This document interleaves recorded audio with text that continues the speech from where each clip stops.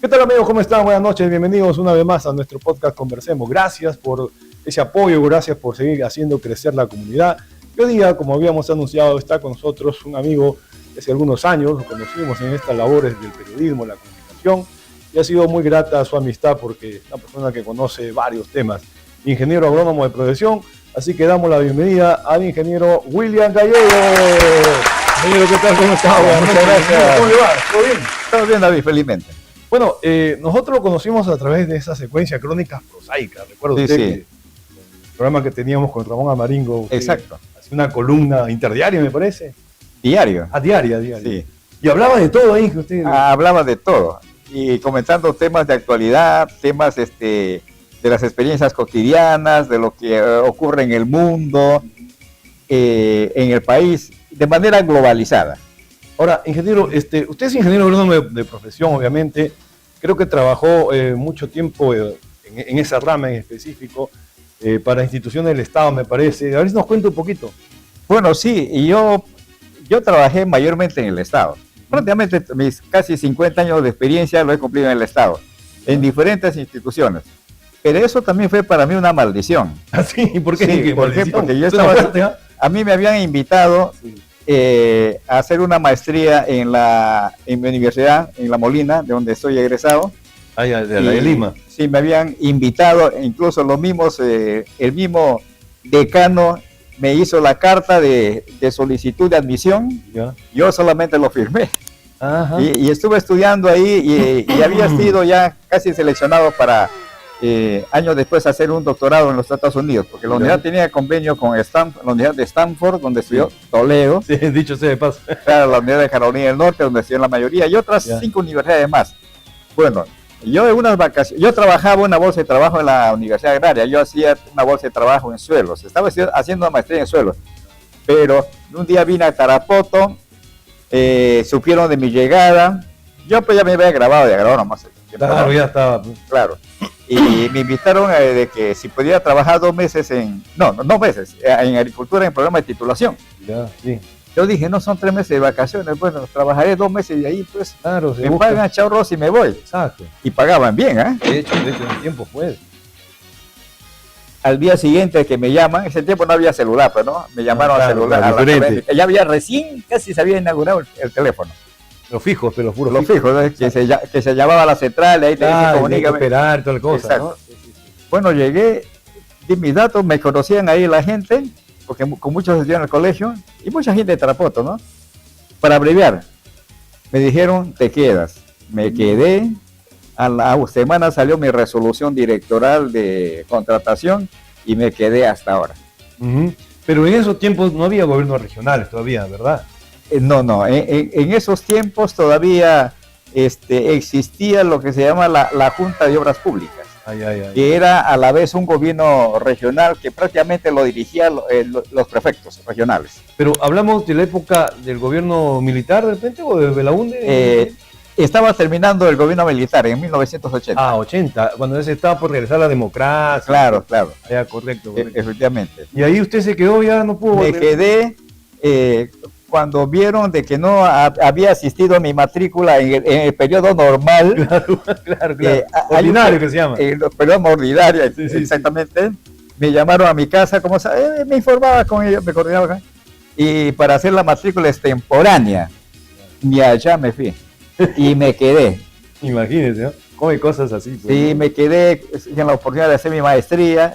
Esas sí eran maestrías, David. Claro, en esos años. Esas sí eran maestrías. Y hacer un doctorado pues en Estados Unidos, ¿no? Que te ya pues doctor, ¿no? Claro. Doctor, ¿ya? Es que no existía la UCB, pinge, todavía. No hicieron ya las peruanas, Claro, ni sí. la Garcilaso de la Vega. Y eso es Sin ofenderlos a ellos, por supuesto. Solamente como una broma.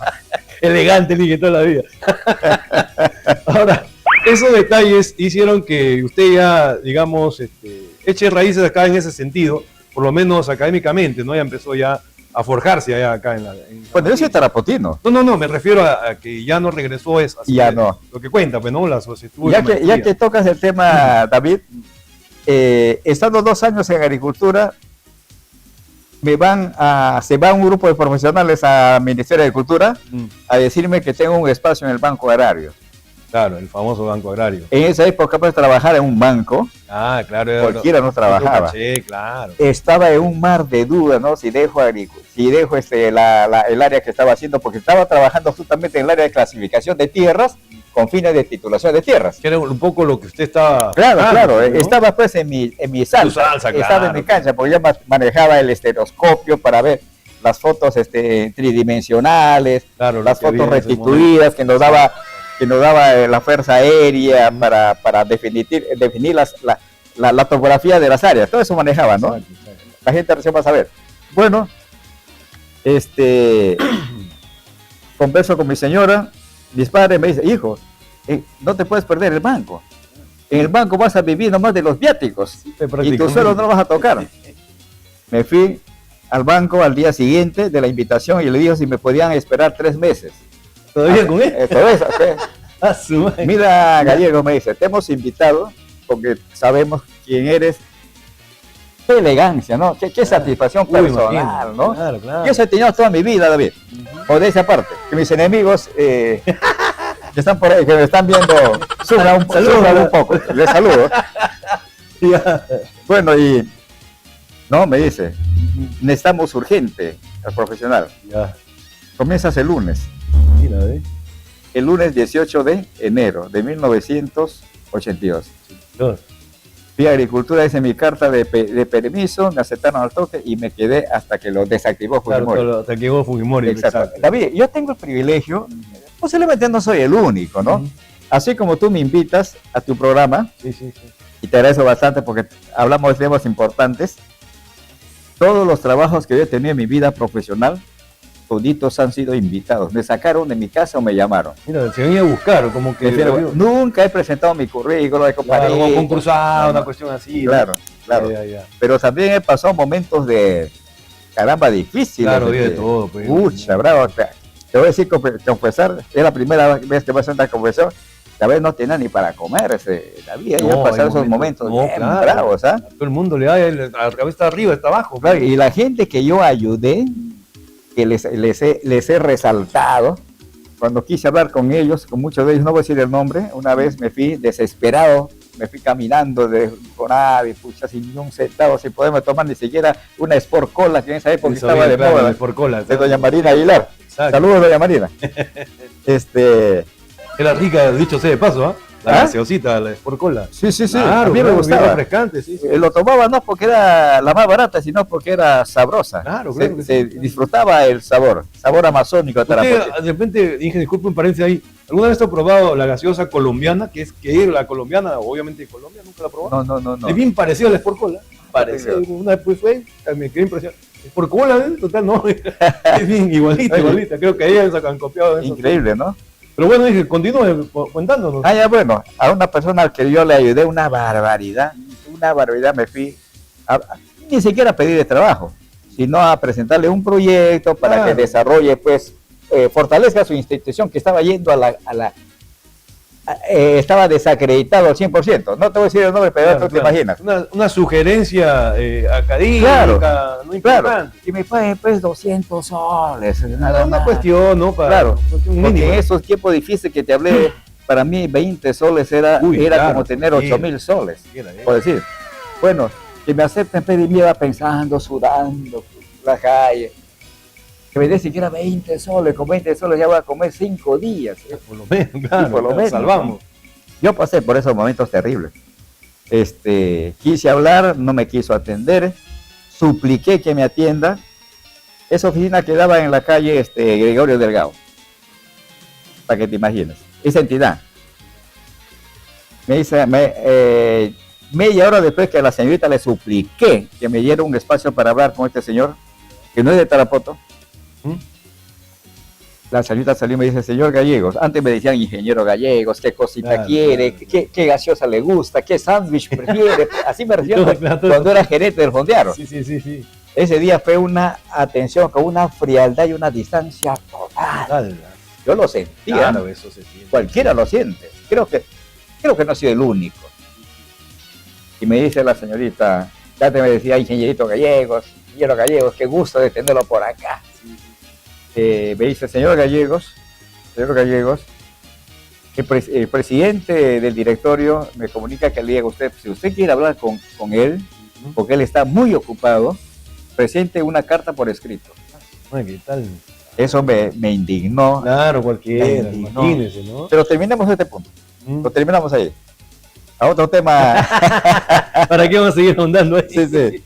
No, ahora, ingeniero, usted ha contado algo que, bueno, esto de la maestría importantísimo hubiera sido si se hubiera concretizado, pero bueno, son situaciones del destino. Pero usted, claro, es natural de Tarapoto, se forja aquí sus estudios, digamos los primeros, ¿no? Ya sea primaria, secundaria, lo realiza todo aquí, su primera parte. Exacto. Un poco para la gente que de repente no lo ubica, no lo conoce. Bueno, yo soy tarapotino, de pura cepa, pero mi infancia lo pasé en Chasuta. Claro, ahí viene el amor a Chasuta, ¿no? Claro, ahí viene el amor a Chasuta. Pero curiosamente nunca tuve una enamorada ni pareja chasutina, ni tarapotina siquiera, increíble.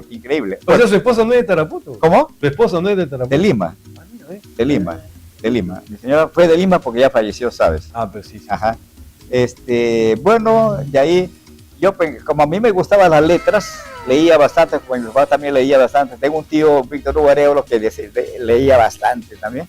Pues dije, yo seré maestro, porque era maestro.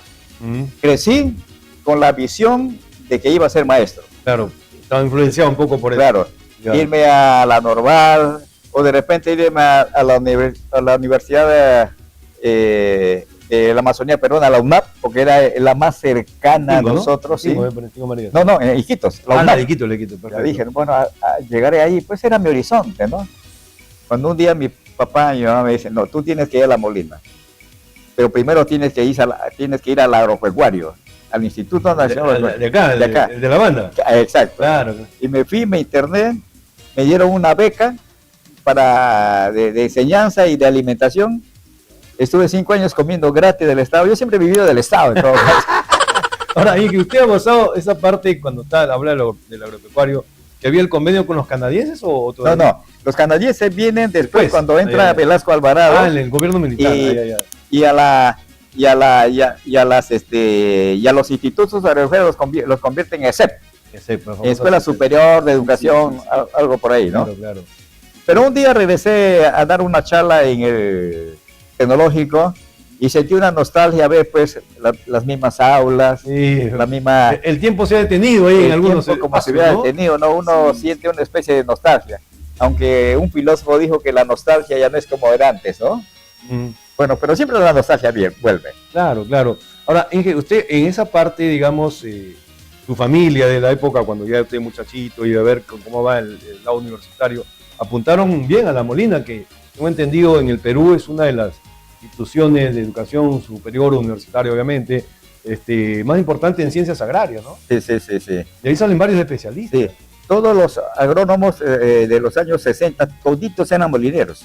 No había recién a partir de la finalización de los años 60 comienzan a salir agrónomos de Huánuco, de Emilio Valdizán. Ahí sale, por ejemplo, el ingeniero Gilder Tello Flores, que también trabaja en el Banco Agrario. Y toditos los ingenieros que estaban en agricultura salen de La Molina. Después ya salen ya de la UNAP, después de crear otra universidad. La selva de aquí de Tarapoto. Mis hijos son agrónomos de Tarapoto. Y te cuento una anécdota, ya que estamos hablando de anécdotas. Sí. Mis hijos son egresados de agronomía de acá, mi Boris y mi Sergio. Ajá, sí, lo veo. Pero ellos estaban un poco resentidos conmigo y con mi señora, que paz descanse, porque mi señora era egresada de Economía de San Marcos. San Marcos, muy claro, peso, y yo fui de La Molina, ¿no? Pues unidades pesos pesados, ¿no? Bueno, pues ustedes también si quieren ir, se van a La Molina a hacer una maestría de doctorado, porque capaz ya no les falta. De hecho. Y ahí, bueno, está un poquito resentido por eso les pido disculpas a mis hijos que me están viendo. No, pero lo pueden hacer, todavía están a tiempo. ¿No? Claro, están a tiempo, sí. Claro, no son tan mayores. Yo sí ya desistí ya de hacer cualquier maestría ya. ¿Por qué? Porque he leído bastante, he analizado bastante. Yo estudio como si estuviera todavía en la universidad. Leo libros, a mis hijos compramos libros de especialidad. Ahora con internet seguro usted dice. Claro, yo tengo posiblemente una cosa de 20,000 publicaciones, trabajos completos bajados del internet. Están bien organizados, los leo. Claro, lo que tú lees no siempre el 100% es verdad, pues, ¿no? No, de hecho, Tienes que analizar, comparar. claro, confrontar, Y ¿no? con el estudio que yo he tenido en la universidad y con los profesores que he tenido, que todos ellos eran doctores, egresados de universidades norteamericanas, uno pues aprende, ¿no? Claro, ahí se va. Es decir, el que quiere aprender. De hecho. El que no quiere aprender puede estar en la mejor universidad y no pasa nada. Y puede decir, no pasa nada, ¿no? Muy bien, hay muchos temas para conversar con el ingeniero Gallego, así que vamos a tratar de abarcar todos, pero continuamos aquí en Comercial. Este podcast es presentado por...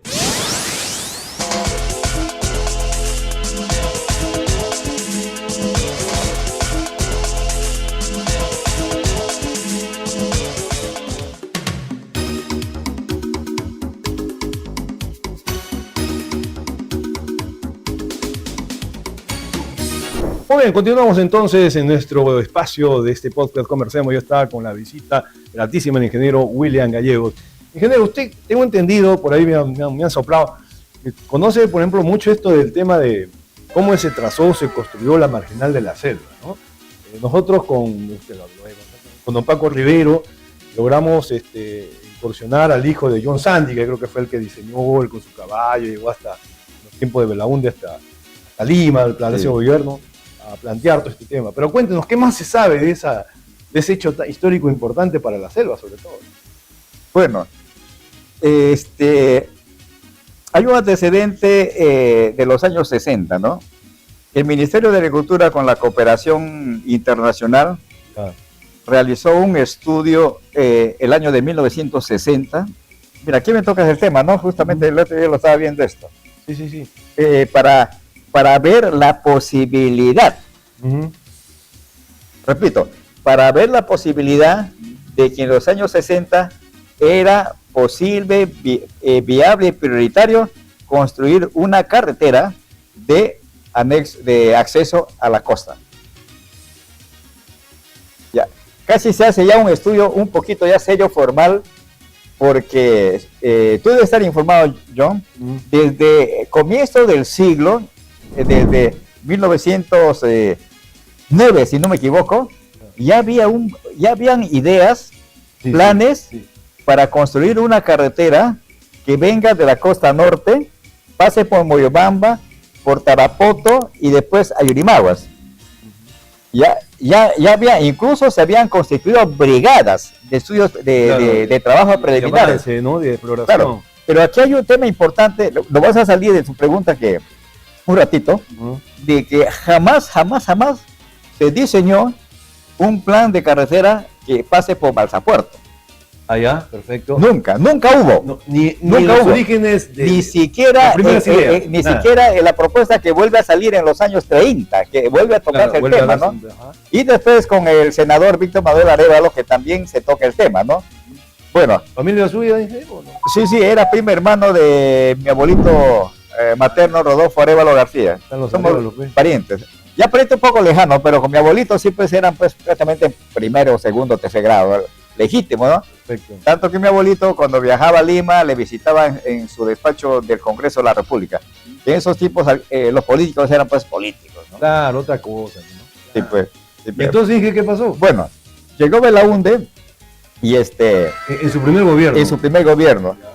Y como tenía una visión integradora de la América del Sur, coordina con Venezuela, Colombia, Ecuador, Perú y Chile. Sí, escuchó la historia, ¿no? Sí. Para construir una carretera que recorra el borde nororiental de la cordillera de los Andes, la región oriental, que se iría a llamar Marginal. ¿Y por qué Marginal? Porque justamente tocaba el tramo entre sierra y selva, ¿no? Esa margen. Claro, entre sierra y selva. Entonces, el año de 1964, Belaúnde llega al poder en julio de 1963, ¿te acordarás? Ya comienzan ya los planes en serio, y el año de 1965 a comienzos, ya comienzan a llegar las máquinas pesadas para iniciar la obra, y Tarapoto fue el centro logístico. Aquí en Tarapoto se estableció la compañía Brown Root, y después por avión, dice, ¿no? Claro. Ellos traen unas camionetas de color amarillo, de cabina simple, ese tiempo todavía no habían los carros doble cabina. Ah, ¿Ya? Traen unos carros modernos, ¿no? Acá, norteamericanos, ¿no? Que tenían su sistema de transmisión, sus antenas, que nunca nos habíamos visto nosotros, como dicen como decían los terraplanistas de esa época, los gringos comenzaron a traer máquinas que al ver pelaban nuestro ojo, ¿no?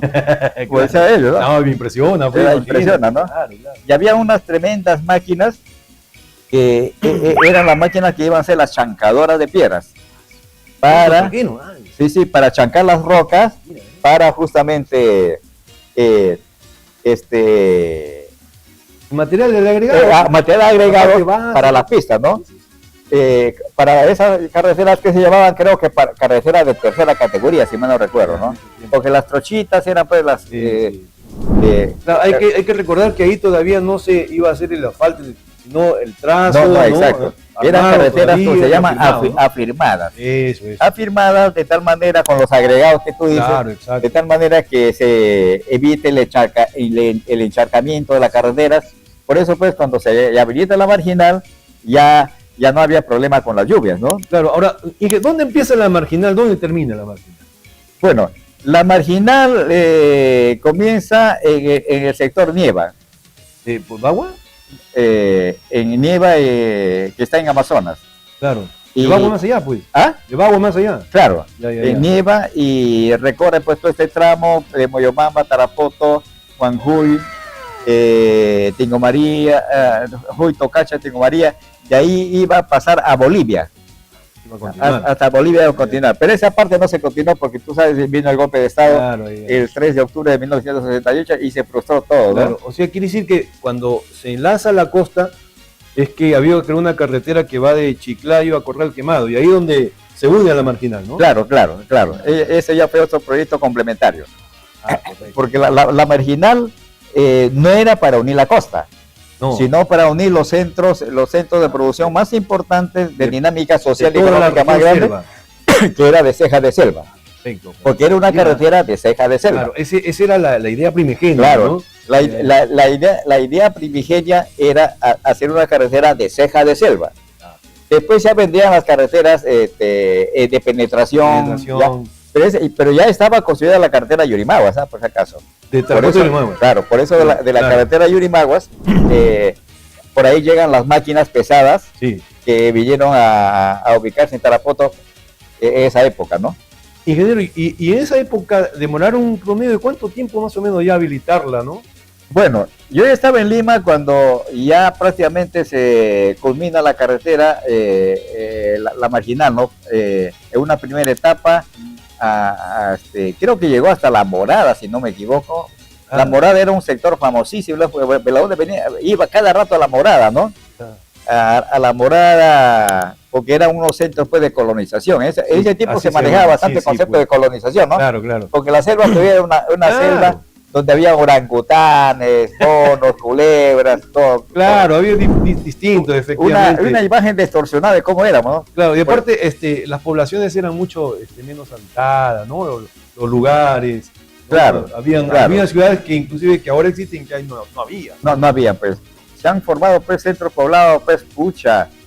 De repente, entre caseríos, esos poblados se habrán formado, o sea, de repente, unos 500 centros Claro, poblados. Lo que hace una carretera, ¿no, ingeniero? Claro. El hecho de construir una carretera comienza a dinamizar, pues, todo Claro, eso. forma polos locales de desarrollo y que está en función, pues, a la agricultura, ¿no? ¿Y qué sabe usted de que efectivamente fue John Sandy quien contribuyó un poco al... Bueno, esa es una leyenda, no es una leyenda, es una realidad, ¿no? Ya, De que era populista belaundista ya. y quería, hasta donde me contaron, quería rendirle un homenaje y un agradecimiento a Fernando Belaúnde Terry por la construcción de la marginal de la selva y se aventuró pues ir en caballo hasta Lima. Dice, llegó a Lima, ¿no? Sí, pues, dice Ese que es un ingresó. detallito que no conocemos mucho, Ya. pero que como te dijo Paco Rivero, la historia es cierta. Sí, porque él tiene un recorte periodístico, Claro. ¿no? Y lo muestra con sus Paco Rivero es una persona muy acuciosa, investigadora, ¿no? Y Sí. de los pocos que hay, ¿ah? Claro, que sí, exacto. Investiga no con un interés económico, sino con un interés de divulgar Claro, la y verdad, cultural, la pues. historia, ¿no? Sí, claro. Como me decías el otro día cuando mi compañero de estudios, el ingeniero Kenny Reategui, siempre me invita a Lamas a tomar un cable de allí del mercado y me dice, que a la juventud de ahora le apesta la historia, ¿no? No conoce la historia. No lo conozco. Esa es una realidad. Pero es tan rica, es tan bonita, tan importante, Claro. ¿no? Fascinante, ¿no? Y quiero recordarte, David, no sé si tú estudiaste en un colegio secundario común, como se dice. Claro, nacional, pero exacto. ¿Tú llevaste este curso de historia de la cultura peruana? No, ya no había. Era historia de Perú, historia Bueno, tú eres de ayer nomás, pues tú eres del año pasado nomás, creo. más o menos. Ya, antes había una historia de la cultura peruana. Eso En mi colegio, el agropecuario, nunca se llevó ese curso porque era técnico, ¿no? Claro. Pero sí es que se escucha, se llama en Jiménez, pero yo, como mis primos, Herbert Arevalo, Hugo Arevalo, segundo, tenían libros entonces, y ellos vivían casi conmigo, con nosotros vivíamos. Yo me leía todos esos libros, y ahí aprendí todo, pues, ¿no?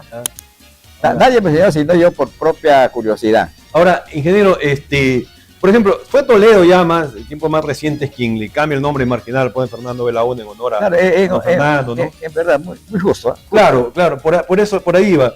Pero también hay que ver que fue Fujimori, más allá de los anticuerpos que pueda tener, quien dijo de alguna manera, bueno, vamos a empistar pues toda esa carretera existente, porque ayudó, porque en esos años, ya cuando la carretera estaba habilitada, de los 80 para adelante, por lo menos se conocía que había conexión con la selva, costa selva. Claro. Pero viajar por esos lugares era una odisea, ¿no? Sí, efectivamente, por el sector Tocache. Claro, peor todavía, más Sí, allá, ¿no? era una aventura. Era riesgoso, temerario, una aventura viajar en esos años, a pesar de todas esas situaciones, ¿no? Fue un momento difícil, ¿no? Pero ahora, pues, hay que reconocer, pues, que Belaúnde comienza con el asfaltado de la Marginal Norte, ¿no? Claro. Comienza con Impregilo, ¿te acuerdas? Impregilo, claro. Impregilo. Después Alan García con la empresa Casa, creo, asfalta ya la carretera central, y Toledo comienza con la Marginal, que de Tarapoto asfalta hasta Juan Guerra, de llegar a Juan Guerra, ¿te acuerdas? Un tramo. Y la carretera Tarapoto y Yurimaguas comienzan, pero al revés. Comienzan desde Yurimaguas, más o menos 5 kilómetros o 6 kilómetros viniendo, pero ya llega Alan García, ya lo terminó la obra. Claro, pero en los 90, creo que en el segundo gobierno, me parece por ahí, de Fujimori, es que asfaltan lo que le decía, ¿no? Corral Quemado hacia lo que continúa, ¿no? Porque llegan hasta Moyobamba y todo. Un poco lo había mencionado, esa empresa de Impregilo, que sí. Había otra brasilera más. Ya, de ese dato no lo conozco con precisión, ¿no? Pero seguramente ha sido así, indudablemente. Claro, pero lo que iba más allá de quien lo haya hecho, es que cuando no estaba asfaltado era complicado, porque a veces lluvias fuertes, hasta ahora, ¿no? Se ve, derrumbes, situaciones así, y viajar, pues, no habían estos buses que hay ahora. Claro, ¿no? claro. La gente había que ir en camión, había que claro, que se pueda, ¿no? Claro, antes los ómnibus eran buses camión, ¿no? Sí, bueno. Esos camiones de transporte lo adaptaban a ómnibus, incluso hasta buenos años las empresas de transporte que hacían la ruta la Panamericana Norte eran buses camión, ¿eh? También, claro. Muchas. Sí. Las únicas empresas que recuerdo que eran ómnibus eran la Moralitos, ¿te acuerdas de esa empresa? Sí, yeah. Después había una empresa Pullman. De Texas. ¿Ah? Pullman, ¿a nivel provincial o no? A nivel nacional, de la Comunidad Norte. Lo que era Texas, Pullman. Tepsa, Transporte Express Pullman era. Tepsa. Y Chinchaysuyo también. ¿Ah? Chinchaysuyo también. Chinchaysuyo. Pero Chinchaysuyo era buses camión, ¿ah? Sí, puede, claro, bien adaptado. Claro, yo viajaba de Trujillo a Lima en los buses, esos buses camión. Dicho sea de paso, fueron los primeros en hacer, dice, viajes nocturnos, ¿no? Claro, porque claro. Puro de día nomás se viajaba. Exacto, ¿no? Para nosotros que salíamos de la selva de la edad de piedra y ir a la costa a viajar en ómnibus, pues era una cosa emocionante. Imagina. ¿No? Pucha, era una cosa emocionante, ¿no? Fíjate, ¿y usted ha hecho esa ruta cuando no era asfaltado la carretera, por lo menos de la selva a la costa, de acá a Chiclayo, por decir?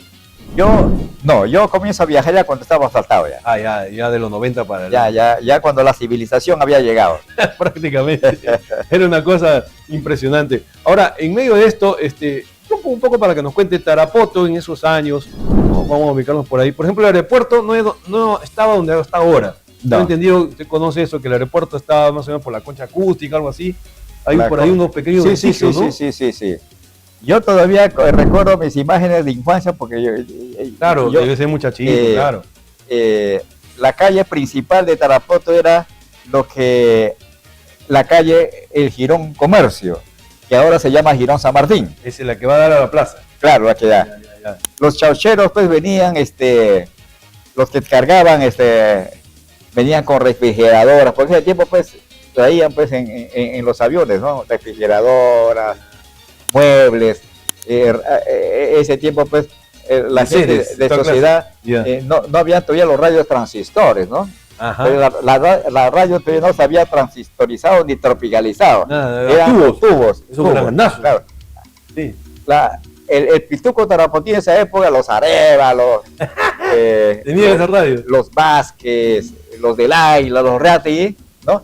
Tenían pues en sus casas pues unas radios de este tamaño, ¿no? Juan Pablo Moris tenía, dice uno ahí. Pablo Mori entra más o menos al finalizar los años 50, ¿no? Cuando comienza, cuando implementa recién él los parlantes claro, que estaban en Tarapoto, ¿no? Exacto. Que fue una revolución. Claro, en esa época. ese es el antecedente a la radio, ya, pues, ¿no? Claro. Yo Yo estoy publicando una serie de historias de Tarapoto, recogiendo hechos verídicos de esas zonas, documentándome. Fui a querer hablar con la señora Yuni Perea para ver si lo publica pues como un libro, pero me dicen de que no hay plata, no, pucha, busque usted su financiamiento, y nos avisa para nosotros subirnos al carro, dicen, ¿no? Bueno, esa es la Pero y que dentro de eso, el aeropuerto prácticamente estando por la zona de la Concha Acústica, teniendo la calle que ahora se llama San Martín, conectada directamente a la Plaza de Armas, ¿no? Claro, conectaba. Por eso que un poco el comercio, digamos, se desarrollaba en ese tramo. El comercio dinámico en los años, los primeros años, los 50, David, no estaba por la plaza, estaba por el Jirón, lo que ahora es Camila Morey, Sofía Delgado. Un poco Partido Alto. Partido Alto, no, ahí estaba pues la gente fina de Tarapoto, ahí estábamos nosotros. Pues. Sí, pues, los Arévalos, ¿no? Sí, pues. ¿Y qué pasó después? Seguramente por cuestiones estratégicas decidieron no cerrar el aeropuerto y cambiarlo más allá, ¿no? La ciudad se había crecido y todo. Tú debes conocer, el Tarapoto, el 10 de agosto llega por primera vez el avión a Tarapoto, el 10 de agosto de 1937. Pero ya a Moyobamba habían llegado los hidroaviones el año de 1929. ¿Hidroaviones para aterrizar dónde?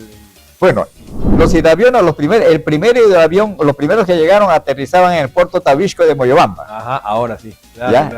Para que tenga sentido y para nuestros amigos que nos están escuchando. Lo cuadren bien. Ya. Bueno, en los años, ya en la década del 30 ya comienzan a haber vuelos, digamos, entre comillas, normales, de Iquitos, Tarapoto, Moyobamba. Pero aquí hay una cosa, Tarapoto no tenía todavía aeropuerto. ¿Y cómo llegaba a Tarapoto? A Tarapoto llegaba a través del hidroavión que acuatizaba en el río Mayo, en el puerto Tingana, en Juan Guerra. En Juan Guerra, el puerto Tingana, que es un puerto histórico. Debe recuperarse ese espacio histórico, claro, ¿no? Imagínate, y de ahí ya venía la gente a Tarapoto. Hay una publicación en donde en los años 30 y picos le van a recoger en Puerto Tingana a Ulises Reyes Morey, que era ya diputado. Claro, que era ya diputado, sí, de San Martín, y lo traen desde Juan Guerra hasta Tarapoto en hombros, porque no había carros, pues no había carretera, ¿no? Tienen que turnarse ahí. O sea, tenían que turnarse, ¿no? Pucha, de repente yo, si hubiera vivido, también lo hubiera cargado a Ulises Reyes Morey. Imagínate, muy querido era el personaje. Claro. Y después del año 37 recién habilitan el nuevo campo de aterrizaje con una mayor visión, por supuesto, donde está ahora, ¿no? Claro, ya. Y que se inaugura en 1961. Claro, de los 60 para adelante, es que seguramente con la parte visionaria, estratégica. Y vino también Manuel Prado a la inauguración. De la época. Claro. Vino Manuel Prado a la inauguración, ¿no? Y a una inauguración que supuestamente Dina Boluarte jamás hubiera venido, ¿no? No valoremos la charla. Este podcast es presentado por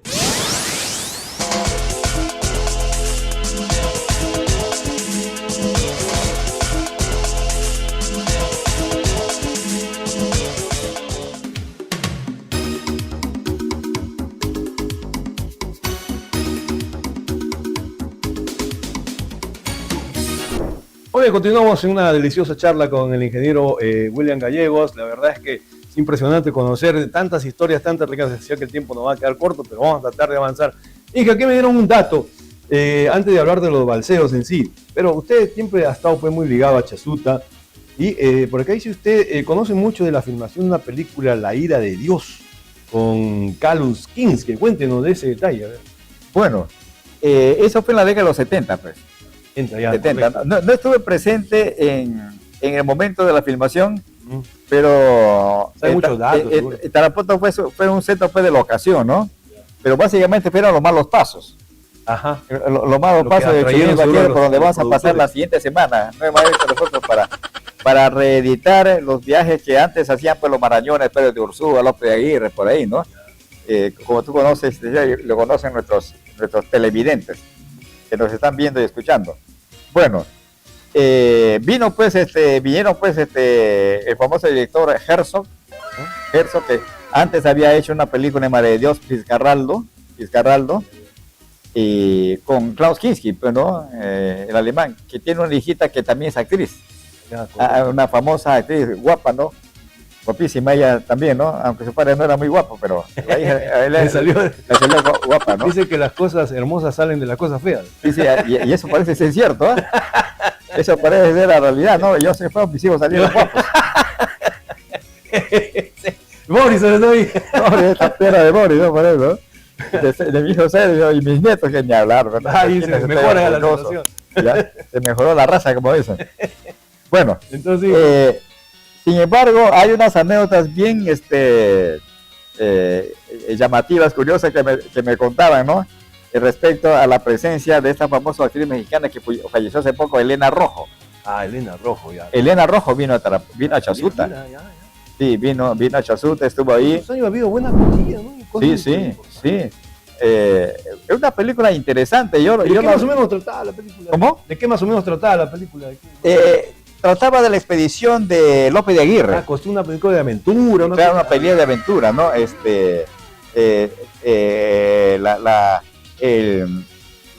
El periplo que hace pues López de Aguirre pues al recorrer el Huallaga, en busca pues, ¿te acuerdas? En busca del Dorado, ¿no? Sí, había un mito pues efectivamente. de que había una ciudad en la selva baja en donde todo era de oro, las casas de techos de planchas de oro, claro, las columnas de oro. Escuchaban esos mitos, leyendas, sí, pues, ¿no? Y la ambición, ¿no? Hacía imagínate, ¿no? Pero en esos tiempos, pues, en que había mucha credibilidad a las cosas fantasiosas. Sí, seguro. Por ejemplo, era fácil creer, ¿no? Como, por ejemplo, las primeras grandes fantasías se crean, pues, por ejemplo, en la época en que el famoso veneciano Marco Polo regresa pues, de su viaje a la China, ¿no? Sí. Hay una película sobre eso, ¿no? En donde se imaginaban pues, monstruos, pues, claro, seres pues, monstruosos, ¿no? Y él los redacta, ¿no? Y él es el que crea todo. Claro, él crea. Y es interesante, bastante, muy detallado sobre esa famosa expedición a la China, cuando llega a la corte de Kublai Khan, ¿no? El famoso emperador mongol de China, ¿no? Porque China era un país, pues, que no eran chinos sus gobernantes, sino eran invasores que llegaban, claro, a China, se hacían el gobierno y gobernaban, ¿no? Se adueñaban de todo. De todo, ¿no? Bueno, y esa es la aventura, pues, de los alemanes, pues, Herzog y Klaus Kinski, que en Chasuta, pues, logran, pues, hacer una película y que, bueno, fue de gran resonancia mundial la película, ¿no? Me contaron de que hizo furor pues en París, ¿no? Cuando se estrenó, ¿no? Claro. Hay todavía hasta ahora algunas imágenes, por ahí lo vamos a ir viendo en el programa, porque tienen en cuenta eso, ¿no? De que son detalles importantes que intentaban graficar cómo era la historia de aquellos años, ¿no? Claro. Esa era un poco la idea de los productores. La idea de los productores pues era, claro, rescatar una historia que aparentemente estaba perdida, ¿no? Pero el viaje de Pedro de Ursúa con la famosa expedición de los Marañones, hasta ahorita no encuentro la razón por la que se denominaron Marañones, ¿no? ¿De dónde viene Debe tener su origen, pues, obviamente, ¿no? Tiene un origen, debe tener un origen, pues, razonable, ¿no? Seguro. Con sentido, ¿no? y los famosos marañones, la expedición de los marañones, ¿no? Claro. En donde... Ahora hay gente que el tiempo no gane. Los balseros Chasuta, usted hasta ahora todavía conserva sus años, sí, con todo respeto lo digo y admiración. Usted se embarca en esas balsas que son construidas artesanalmente y se va por lo rápido del Guayaga en Chasuta. Y una cosa impresionante, creo que están convocando porque va a haber una nueva expedición. Cuéntenos, ¿cómo nace esa idea? ¿Cuál es el objetivo, no? O sea, de arriesgar la vida ahí. Mira, el año del 2007... Ah, no, 1997. 97, claro. 1997. Claro, cuando gobernaba todavía tu presidente Fujimori. Está bueno. Con mi señora quisimos realizar una especie de campaña de promoción turística. Ya. Mi señora llegó a ser presidente de APAVID, ¿no? Y cuando era presidente de APAVID realizaron un congreso nacional en las palmeras de... Claro, de Carlos Enríquez, y vinieron, fue un evento extraordinario. Bueno, el 97 realizamos con mi señora una travesía en balsa, mandamos construir una balsa en Pinto Recodo, en el Mayo. Del puente de Bolivia, se llega a Chanao, y ahí bajamos hasta San Miguel. Queríamos extender esto, si es posible, hasta, de repente, soñando un poco, hasta Manaus en el Brasil, ¿no? O sea, de Pinto Recodo, puro Mayo, bajas hasta San Miguel de Río Mayo, propiamente, por Maceda, por ahí más o menos, ¿no? Maceda está más abajo. Claro, cerca de Maceda, entonces. Claro. Ya. Buena travesía, bueno, hicimos de Pinto Recodo a San Miguel de Río Mayo. ¿Cómo cuántos kilómetros habrá habido más o menos? Sí, para ver quizás unos 5 kilómetros. Por ahí más o menos, claro, sí. Algo así. Y es interesante la travesía, ¿no? Porque para mí era retornar, pues, como se dice, a mis orígenes, ¿no? Y para mi señora era, pues, una novedad, ¿no? Viajar en balsa, ¿no? Pues, ¿no? Pero después eso se truncó por cuestiones económicas. Esos años, pues, me vino la mala suerte que ya te comenté. La vaca flaca. Pero dije, claro, el Mayo es tormentoso también, pues, ¿no? El Mayo es un río, David, recontra peligroso.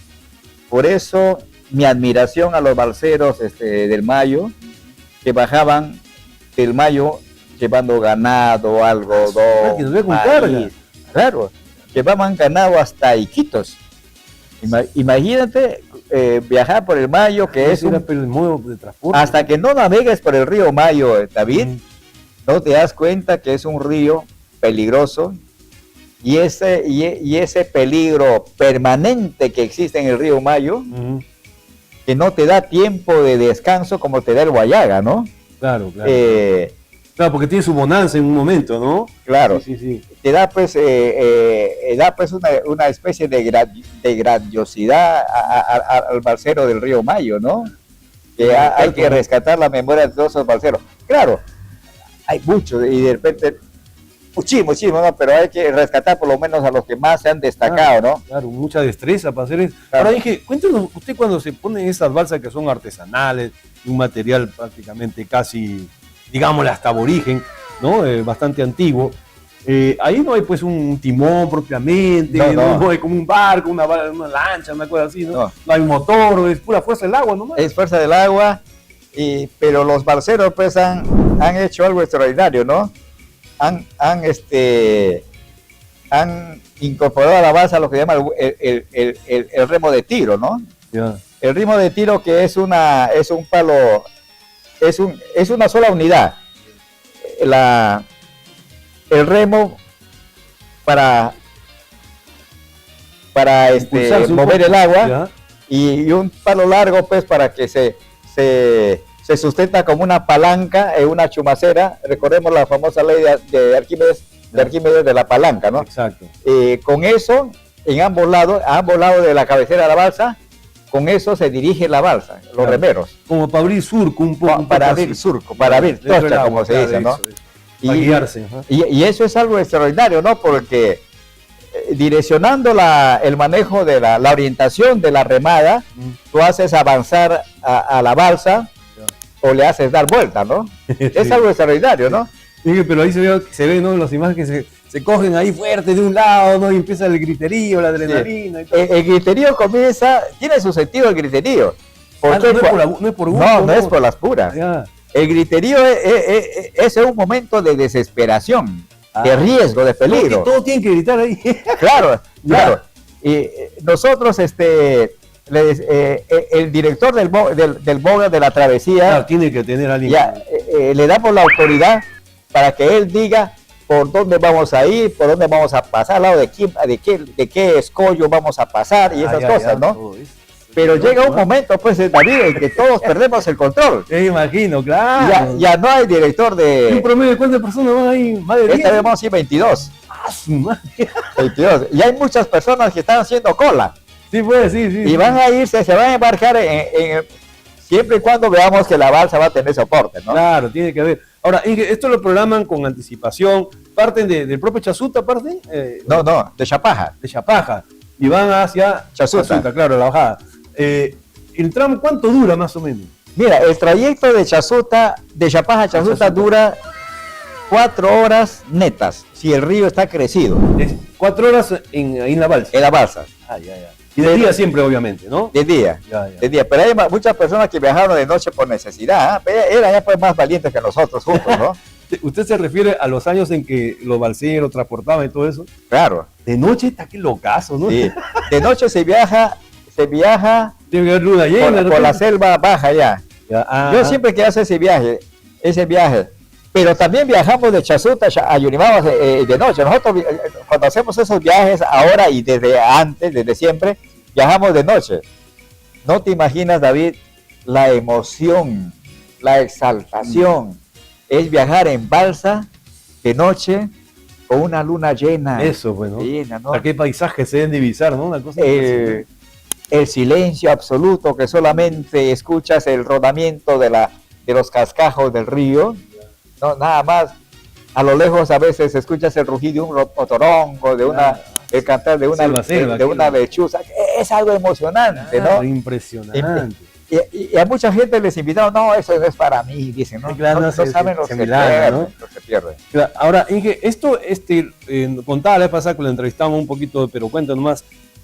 ¿Son gente, digamos, seleccionada o son aventureros, no de esos que quieren ir a experimentar cosas nuevas? Ustedes un poco como que van escogiendo quiénes son las personas que pueden participar.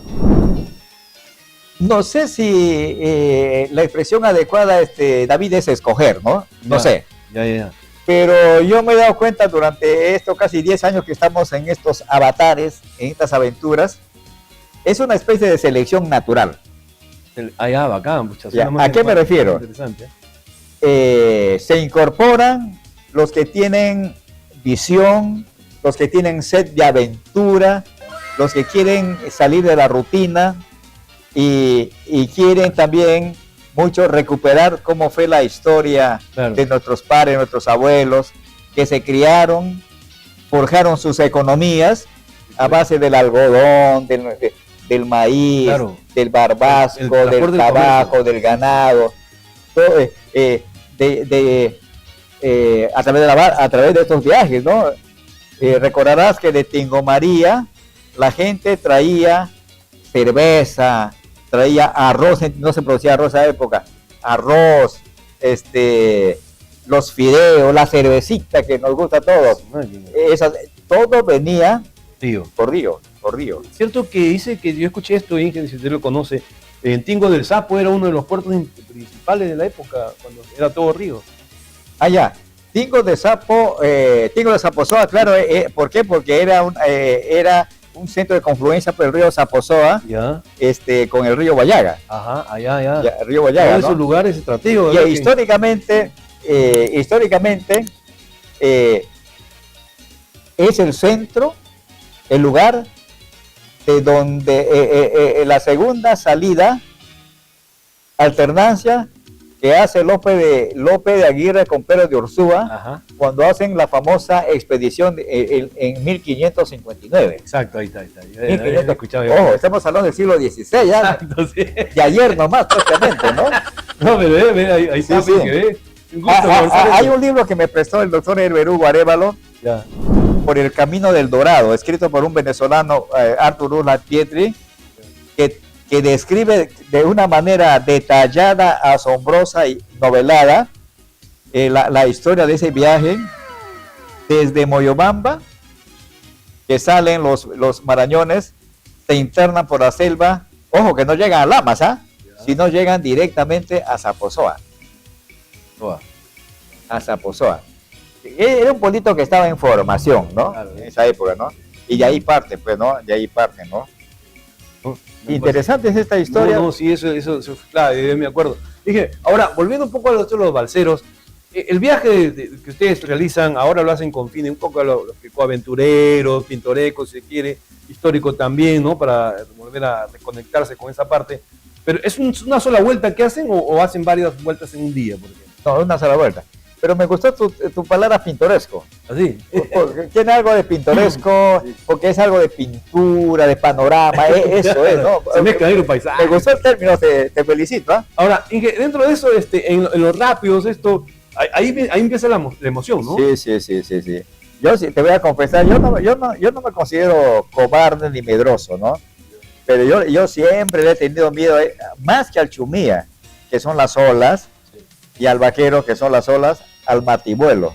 El mativuelo. Que está en el sitio donde concurren los derrumbes de la carretera de Chapala a Chazuta. Claro.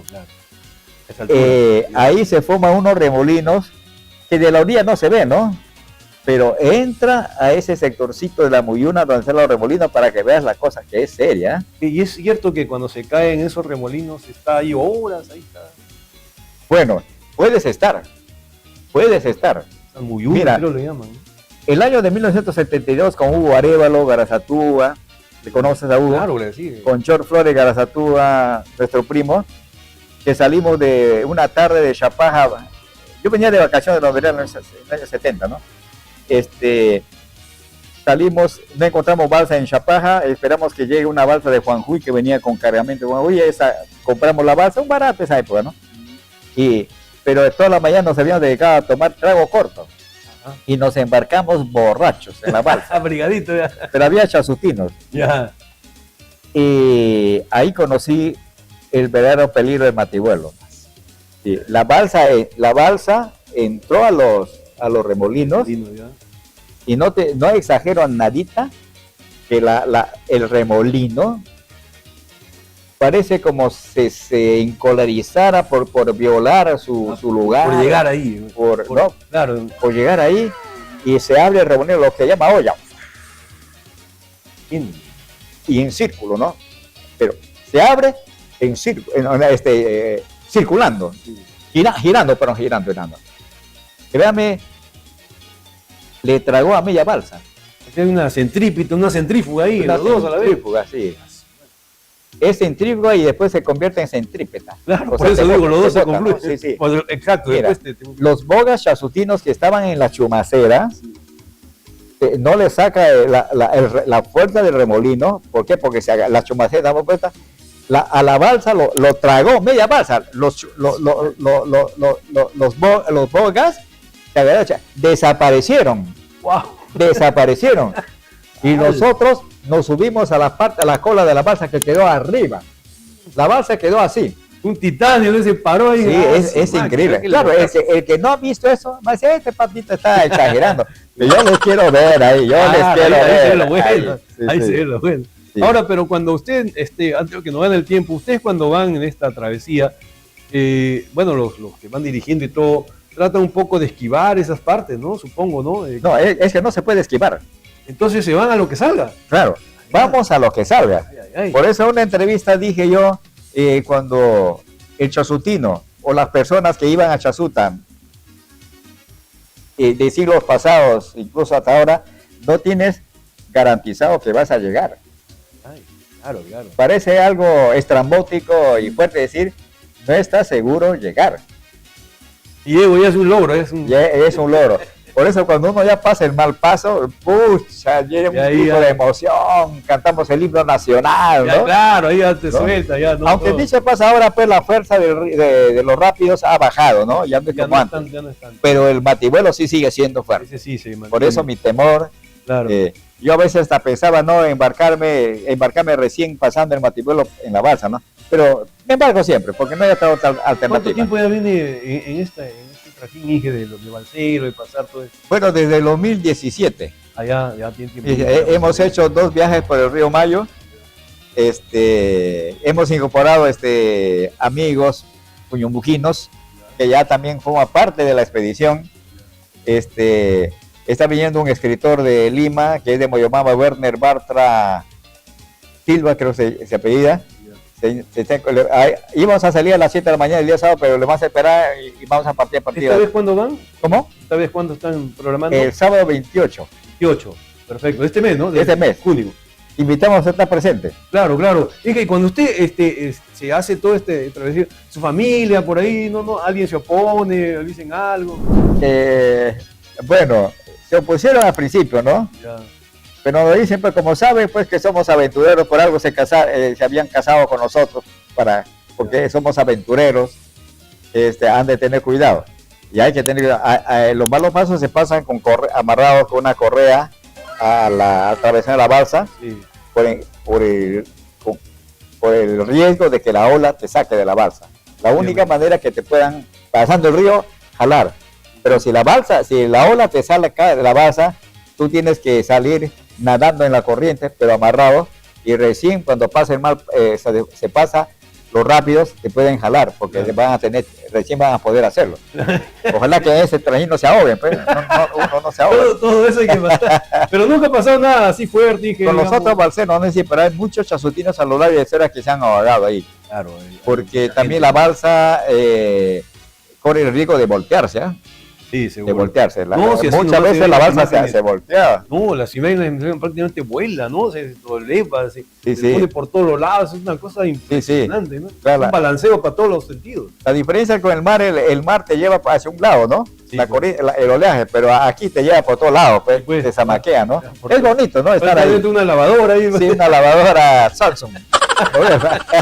Muy bien, vamos a continuar conversando con el ingeniero William Gallego. Este podcast es presentado por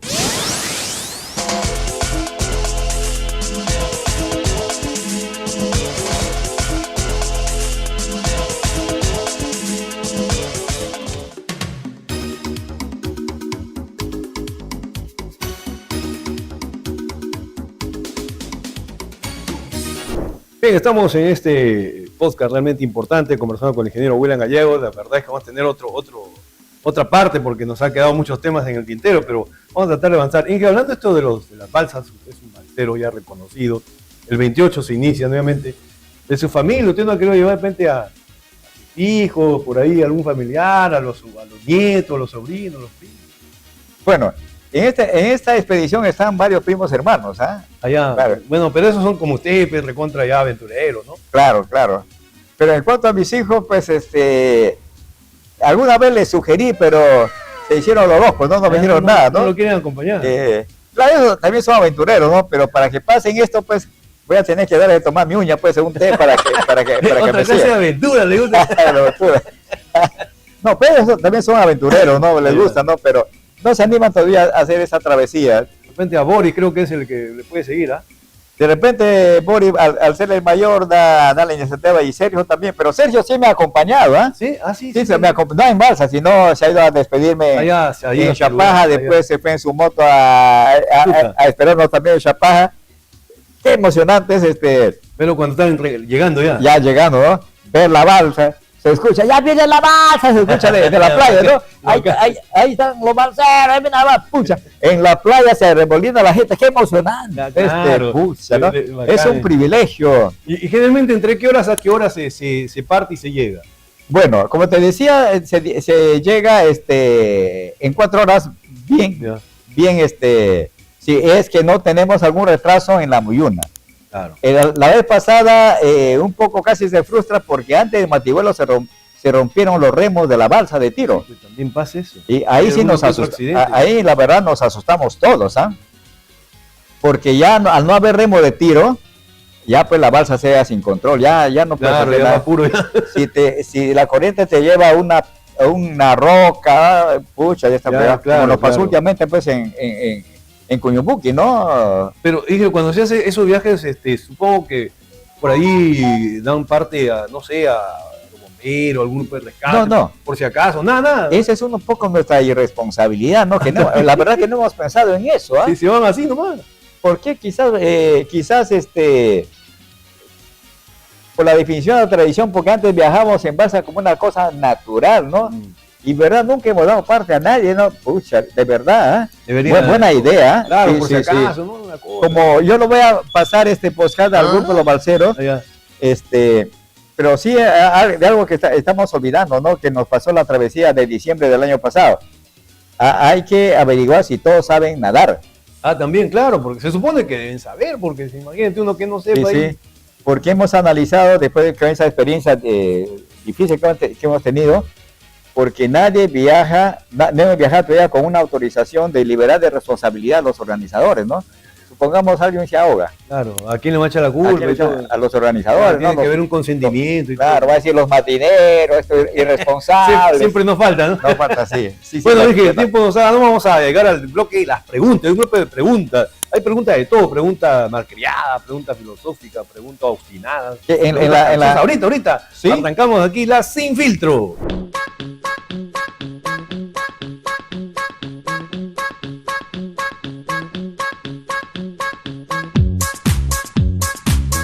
Mire, se A trata ver, de a lo ver, siguiente, ve. ojalá que no me pongan en problemas. Son 6 sobres, dije, 6 sobres, enumerados del 1 al 6. Usted díganos qué número empezamos y le vamos leyendo las preguntas. Ya. A ver, arrancamos. Del 1 al 6, ¿con cuál empezamos? ¿Qué número? A ver, comencemos con el 6. A ver, el 6. ¿Qué puede traer ese grupo? Pregunta que ha traído la producción. Ya sabéis que acá la respuesta es irrenunciable. Aquí va. A ver, dice, ¿has montado, dije atento, ¿has montado o te han montado una escena de celos? Perdón. ¿Has montado, o sea, has hecho o te han montado alguna vez una escena de celos? O sea, si me han hecho un teatro de celos. Claro, de repente de la pareja, alguna vez, ¿no? Solamente una vez. Ah, sí, De una vez. sí pasó. Pero era, digamos, con razón o sin razón. De repente ha sido con razón. Vamos a decirlo diplomáticamente como una especulación. Sí, alguna vez sí. No entramos en más detalles. No estamos, por favor, que los chismosos se hagan Ahí no, ganado. que Bravo. muerda la ley. Muy bien, ingeniero, a ver, vamos una más, otra preguntita más. A ver, del 1 al 5 ya queda. Ya, a ver, a 2. La 2, a ver, ¿qué dice? A ver, la número 2, ¿qué ha preparado la producción?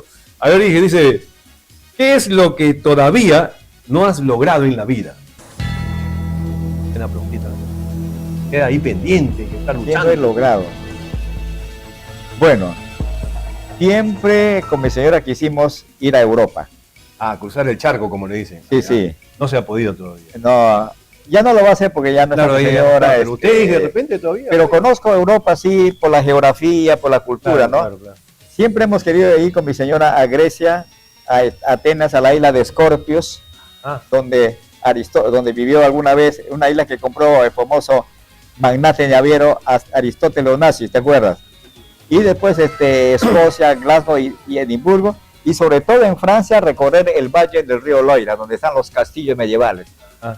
Eso es lo que no hemos logrado, nunca logramos, pero queda hoy vivimos... pendiente. Queda pendiente, puede decir. Pero de repente puede dar sus hijos por ahí, pueden programarse, juntar. Claro, de repente con mis hijos, porque mis hijos quieren llevarme a Chachapoya, yo no conozco. Ellos conocen Chachapoya, pero yo no conozco. Ajá, Ya es bonito, en algún momento iré, ¿no? No, claro, no hay. Aunque dicho de paso, no me atrae mucho Chachapoya, o sea, me vas a a pesar disculpar, ¿no? del Gocta y todo eso, Claro. de Catarata. Pero sí conozco gran parte de Perú, he estado en Cusco, me he ido hasta Arica, en Tacna, Ah, en Ayacucho, Huánuco, ya. Pucallpa, Iquitos, Cajamarca. el norte también, seguro. No, te conozco gran parte de Perú, ¿no? Acá, Hay acá. sitios aquí que no conozco, ¿no? Pero ya no me desvivo por conocerlo, porque después de recorrer el Guayaga, No, esos ya- paisajes en balsa, ¿para qué conocer lo Sí, demás? no, Pues? el que ha hecho esa travesía que Claro, hace, claro. me olvides. Te cuento una Ya anécdota. quisiéramos, sí, que la dígame. verdad, un día le invitamos a un amigo de Chazuta hacia el Pongo de Aguirre. Ya. Él nos fue hablando de Tahuamanú, de Pacaya Samiria, de Iquitos, Ya, del ya, Pastaza. Yo sí, conozco ¿no? el Pastaza, yo conozco el Marañón y el Pastaza, ¿no? me iba contando la maravilla, ¿no? Pero después que regresado del viaje de esa travesía, pues nos fuimos a bañar a los baños termales de Achiramisa, cerca de Ponte Aguirre, nos dijo, nos van a disculpar, yo les venía hablando como necio de Pacaya Samiria, de Tahuamanú, de Manu, pero después de recorrer de Chapaja a Chasuta y de Chasuta a... No se comparan con esto, esos paisajes no se comparan con este paisaje. Para que los televidentes vean de qué se trata. Claro, claro que sí. Muy bien, vamos con una más, a ver, una preguntita más, del 1, 3, 4 y 5. A ver el 1. El 1, a ver, la número 1. Dice, pregunta 1, ahí está. ¿Hasta qué edad te gustaría vivir? Está medio filosófico, ¿eh? Muy buena pregunta. Una pregunta, pues, sí. Pero la respuesta no es tan fácil, ¿eh? ¿Hasta qué edad quisiera vivir? Claro, algunos que dicen, por ejemplo, he escuchado esto también, decían, yo no quiero llegar a los 100 años, dicen algunos. Otros dicen, yo quiero pasar los 100 años. O sea, hay de todo, ¿no? El asunto en el fondo, David, es saber vivir. Sí. Es saber vivir. Y saber vivir es darte cuenta de la realidad de las cosas, de la vida, ¿no? Hay personas que a los 15 años han dejado de vivir. Prácticamente. Viven hasta los 80, 90, pero nunca han vivido, ¿no? Yo creo, lo importante de la vida, David, es vivir intensamente. Ya tenía razón la propia Susy Díaz cuando decía, vive la vida. Claro. Parece chiste, parece burla, pero tiene sentido. Hay que vivir. No hay que ponernos frenos, ¿no? Yo soy en el Facebook, tú me ves, pues yo soy chacotero, ¿no? Pero estaba acá, eso ayuda, ¿no? Alguna vez una amiga me dice, William, me dice, tú eres una persona seria, respetable, qué bonito, ¿no? Seria, respetable. No estés poniendo esas cosas, me dice, te desvaloras, me dice, ¿no? No, le digo, yo soy así. Claro. Yo soy así, en mi casa soy más loco que estoy acá, le digo, ¿no? Acá me cuido un poquito, pero nunca sí pongo groserías, ni afecto, ni agrego a nadie, ¿no? Bueno, vivir hasta que sea lúcido. Claro. Bueno, claro, también muy exacto. Yo tengo ahorita 75 años, pero mi espíritu es de un muchacho de 16 años. Chibolo, ¿no? Más chibolo que sus hijos, ¿sí? Mis hijos me siguen felizmente. Mis hijos siguen mi conducta, mi actitud, y eso es bonito, ¿no? Sí. Sí, igual son chacoteros, ¿no? Boris es chacotero, claro, por ejemplo, ¿no? Boris es chacotero. Sí, ¿no? También va por ahí. Yo también voy por ahí, ¿no? Mi serio es un poquito más serio, ¿no? Sí, pero también está ahí, ¿no? Está bien, ingeniero. Vamos nomás a ver, 4, 3 y 5. Ahí está. A ver, la tercera está la vencida, dice. ¿Cuál es? ¿La 3? La 3. A ver, vamos con la 3. ¿Qué dice la 3? A ver, ¿qué encontramos? Ahí está, a ver. ¿Qué dice? ¿Feminismo, machismo o igualdad de género? ¿Qué cree usted? Igualdad de género. Igualdad de género, ¿no? Sí. Eso debe imperar. Debe imperar. Ahora, debe existir una coigualdad entre el hombre y la mujer, no debe sentirse uno más que el otro. Yo tengo una pequeña discrepancia respecto a la igualdad de género, ¿no? A pesar de que existe la igualdad de género, David, yo pienso que la naturaleza nos ha dado roles. Ah, sí, seguro. Ya. Aparte de los roles biológicos que tenemos, que la tradición, la formación histórica de la humanidad no ha determinado así. La mujer procrea, el hombre no puede procrear. Entonces la mujer tiene un rol ahí. El hombre también.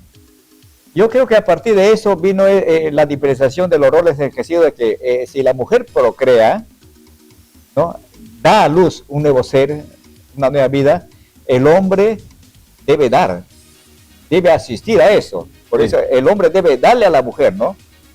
Ese es un tema, creo que no se ha discutido todavía, y por eso yo pienso que si la mujer nació para cocinar, porque está vinculada al instinto de la conservación de la vida. ¿Por qué? Porque alumbra, da luz, ella está, digamos, la más obligada a alimentar a la prole, claro. Por eso cocina, por eso lava. Yo creo que por ahí un poquito viene históricamente la formación de los roles en la humanidad, y el hombre también de proveer. Claro, por ejemplo, si hacemos ahorita estoy volviendo a leer una bonita colección de un autor español, Jesús Mauterín, que ya falleció, hiciera la filosofía, cómo se van determinando los roles del hombre, ¿no? La mujer se quedaba en casa en las cavernas en la época del Paleolítico. Estamos hablando de 10.000 años para atrás. La prehistoria. La de la prehistoria. El Neolítico viene a partir más o menos de los años 10.000 antes de Cristo, para que ustedes lo recuerden. Bien, entonces ahí esos años ya la mujer comienza ya a quedarse, ya no en las cavernas, sino comienza con ella la agricultura. Claro. Con ella comienza un poquito ya la vida sedentaria. O sea, la mujer históricamente ha jugado un papel fundamental en la colonización de la cultura de la humanidad. Ellos sembraron, cosecharon, ellas, mientras el hombre salía a cazar, a buscar al venado, a buscar al zorro, a buscar acá en la selva el pajuil. Posiblemente no había estudiado en la selva porque el hombre, tú sabes, nace en el África, ¿no? Y en el África, y de ahí se expande, se riega por todas las latitudes, ¿no? Este es otro tema que sería interesante en otro momento. Sí, es cierto. Ya.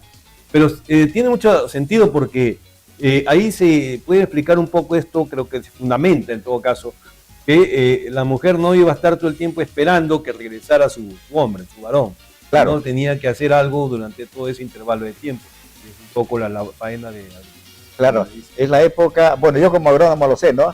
Comienza el periodo de una manera incipiente, si se quiere, la domesticación de las plantas, ¿no? Sí, claro. Si bien las plantas eran todavía rústicas, porque esa es la primera característica de las plantas, la mujer ya interviene ahí. Ya comienza la época ya de la recolección ya sedentaria, ¿no? Antes eran recolectores de frutos que vivían en el bosque, ¿no? Nómade, el nomadismo, ¿no? Claro, este es un tema interesante de la historia. Qué bien que lo hayas tocado, ¿no? Sí, importante. Es un tema que a mí me gusta, dicho de paso, ¿no? Claro, porque está muy ligado a eso, dije, lo vamos a tener un día para hablar solo de eso. Vamos con la penúltima, a ver, 4 o 5. A ver, la cuarta. La 4, a ver, vamos en el orden casi correlativo. A ver, que todavía no viene la pregunta malcriada, ten cuidado, va a salir una por ahí. A ver, dice, ¿cuál fue el momento más vergonzoso de su vida? Uno, siempre tenemos uno por ahí. Media rara. El momento más vergonzoso de mi vida. Muchacho, un momento más palposo. Yo he tenido, que yo recuerde, 2 momentos. ¿Qué pasó? Pero fue en la adolescencia. Ya, muchacho. Cuando una vez una maestra, cuando a mí me comisionaron de mi escuela de varones, ese tiempo había escuela de varones y mujeres. Me comisionaron a dar una nota a una maestra de la escuela primaria en Chasuta, de la escuela 202, que ahora se llama la escuela González, no me acuerdo el nombre, señora. Bueno, resulta que al ir a dar, yo me puse nervioso porque las chicas, las alumnas estaban ahí, pues, ¿no? Tú sabes, ¿no? La muchacha, sí. La muchacha, yo ya tenía posiblemente 10 años, 11 años, 10, 11 años quizás, ¿no? Y comete el error, pues, de que si antes que mi vida aceptara, yo me siento, ¿no? Me siento en una de las carpetas que ¿no? Y la profesora me dijo, usted es un malcriado, usted es un alumno malcriado, a usted no le han enseñado nada. O sea, delante de las chicas que me digan, esa fue la primera, ¿no? Yeah. No sé qué palabrita me dijo, una palabrita técnica que no me acuerdo. Esa fue la que siempre recuerdo. Yeah. La otra fue cuando una velada literaria musical en el colegio, en el agropecuario que dábamos en la escuela de aplicación, no sé si te acuerdas, de acá, escuela de aplicación que quedaba en Girón Jiménez Pimentel. Claro, como yo era flaco, yo era tilico, como decía, flaco, una de las actuaciones de la velada con el público, no me había amarrado bien el cinturón y se me bajó el pantalón en pleno proceso. Papelón ahí. Cierren el talón. Rapidito. Oye, vamos a ver con esta última. A ver, dice, ¿cuál es el encanto físico de una mujer que usted cree siempre se debe elogiar? Encanto físico, no me va a decir su sonrisa, sus ojos. A ver, ¿puedes repetirme, por favor? El encanto físico de una mujer que siempre usted cree se debe elogiar. O sea, un hombre ve a una mujer y la mujer tiene varios encantos, ¿no? ¿Cuál cree de todos esos encantos? El que hay que rescatar, hay que resaltar, hay que piropear. Bueno, depende de que, yo pienso, en primer lugar, bueno, yo te voy a decir lo que yo siento, ¿no? Te voy a decir. Pero la mayoría ve tiene sus preferencias Sí, sí, de sí. apreciación y valoración, ¿no? Ujú, sí, sí. ¿Ya? Pero a mí me emociona, te voy a decir, ya que me vas a hacer una pregunta, y me sublima Acá, ya. el perfil de una mujer. Que le llama la atención. Sí. Más que las posaderas, ¿Qué otra cosa? más que las, como dicen los poetas provenzales de la Edad Media, más que las teteritas, como dicen los poemas, ¿no? Claro, me gusta también, por supuesto. Claro, ¿no? claro, de hecho, es No, increíble. aunque a ti no te gusta que estés viendo. Bueno, A su hijo, amor, y no le... ahora ya le gusta. Tú le vas a sacar a bueno. usted. Ahí dice, ¿quién ha visto? No, pero el perfil le llama la atención. Pucha, a mí me gusta el perfil. Yo, por ejemplo, cuando veo una chica, puede no ser bonita y bella, pero sí encantadora. Tiene un perfilcito, como se dice, un perfil griego, como se dice, ¿no? Perfil, naricita. Yo me quedo embelesado de la vida. Yo me quedo. Hay que admirar la belleza también. Sí, sí. dije, claro. Eso a mí me... Es un eso- placer admirar la belleza, ¿sí o no? Y verla de perfil, Dios mío, qué bello, qué bello. Mata usted. O sea, él es lo máximo. Está bien, dije, el tiempo nos ha ganado, la verdad es que es un gusto tenerlo, conversar con usted, nos pasaríamos toda la noche, pero de hecho que lo comprometemos para una próxima oportunidad nuevamente estar en una segunda parte. Dije que le vaya bien. Ya, gracias. Muchísimas gracias. Me has invitado para una hora, pero ya va a ser hora y media. Sí, Mira, para que vea que hay mucho que conversar con usted. por eso dicen que el tiempo es relativo, ¿no? Claro que sí, dije, gracias por venir. Amigos, hasta aquí llegamos, que tengan buen fin de semana.